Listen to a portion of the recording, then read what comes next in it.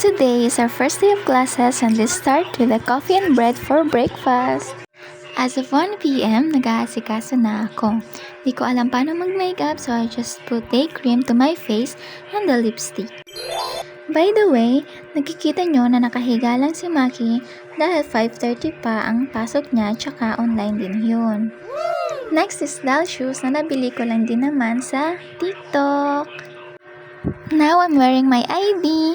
This ID has a social studies in it because I am a social studies baby.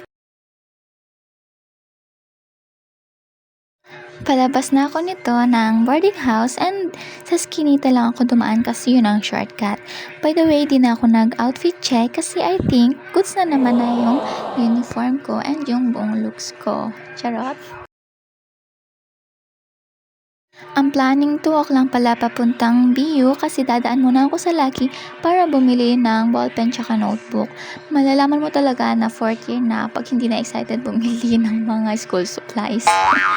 And yes, nagulat pa ako sa presyo ng notebook kasi 50 pesos yung isa, tsaka maliit pa.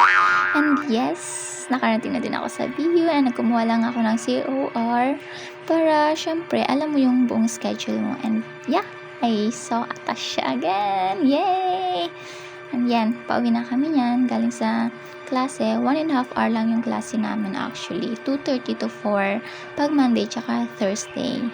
Since kunti na lang naman yung sked or yung subject pag 4th year ka na. Nice! Binuksan na nga ni Atasha dyan ang lollipop na welcome present ng SSC and pumunta kami sa LCC. Diyan kami dumaan pa uwi para naman malamigan kami kasi sobrang init. Naglakad lang kasi kami pa uwi. Yeah.